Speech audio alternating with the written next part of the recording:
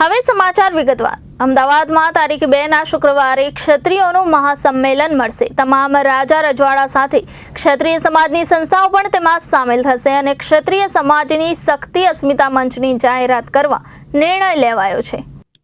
અશ્વિનસિંહ સરવૈયાએ વધુમાં જણાવ્યું હતું કે આ સંમેલનમાં રાજા રજવાડાઓથી લઈને ક્ષત્રિયની વ્યાખ્યામાં આવતા તમામ લોકો અને સંસ્થાઓ આગેવાનોને આમંત્રણ આપવામાં આવ્યું છે। ક્ષત્રિયોને સંગઠિત હવે થવાની જરૂરિયાત છે।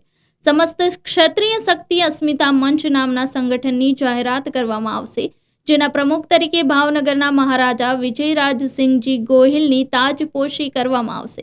ક્ષત્રિય સમાજના ભવ્ય સંમેલનમાં તમામ રાજા રજવાડાઓથી લઈને સંસ્થાના આગેવાનો જોડાશે અને સમાજમાં ચાલતા કુરિવાજો અને કેટલીક પ્રથાઓને દૂર કરવાથી લઈને ક્ષત્રિયોને તમામ ક્ષેત્રોમાં આગળ આવવા માટેની રણનીતિ નક્કી કરવામાં આવશે। ક્ષત્રિય સમાજની બહેનો દીકરીઓના ચારિત્ર્ય પર જાહેરમાં ઘા કર્યા અશ્વિનસિંહ સરવૈયાએ વધુમાં જણાવ્યું હતું કે સમસ્ત ક્ષત્રિય સમાજના ગુજરાતના આજના લોકશાહી અને વિકાસનું ભાગીદારી હોવા છતાં આગવી ઓળખ કે અસરકારકતા જોવા મળતી નથી। ક્ષત્રિય સમાજને એનો લાભ મળી શક્યો નથી। ક્ષત્રિય સમાજને ખરાબ ચિતરવામાં ક્યાંય બાકી રાખ્યો નથી। જય માતાજી। હું અશ્વિનસિંહ હરેન્દ્રસિંહ સરવૈયા, પ્રમુખ રાજપૂત વિદ્યાસભા। દરેક સંસ્થાઓ સંકલન સમિતિ એટલે 182 સંસ્થાઓનું જે ભેગું કરી અને એના પ્રમુખોને અમે જ બોલાવ્યા હતા। હું પણ એમાં એક કમિટી મેમ્બર હતો। એટલે સમાજના કોઈ ભાગલાની અહીંયા વાત જ નથી।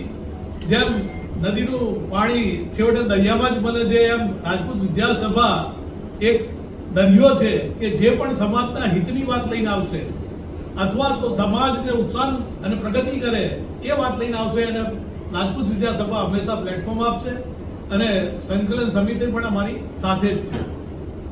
હવેની માંગણીઓ કઈ કઈ બાબતનો વિષય પર છે? મુખ્ય માંગણીઓનો અત્યારે તો સવાલ નથી।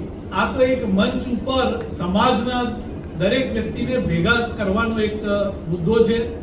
એમાં અમે ગુજરાતના તમામ રજવાડાઓ કે જે આજે 250ની આસપાસ છે એ બધાને અમે આમંત્રણ આપ્યું છે, પણ ખૂબ જ શોર્ટ ટાઈમ હતો એટલે બધા આવી શકશે કે નહીં, હું આપના માધ્યમથી તમામ રજવાડાઓ અને તમામ ક્ષત્રિય સમાજને આહ્વાન કરું છું કે આ મંચ ઉપર બધા ભાગ લે અને બધા રાજપૂત વિદ્યાસભા ઉપર 20 તારીખે 10:30 વાગે જરૂરથી પધારે એવું મારો આગ્રહ છે।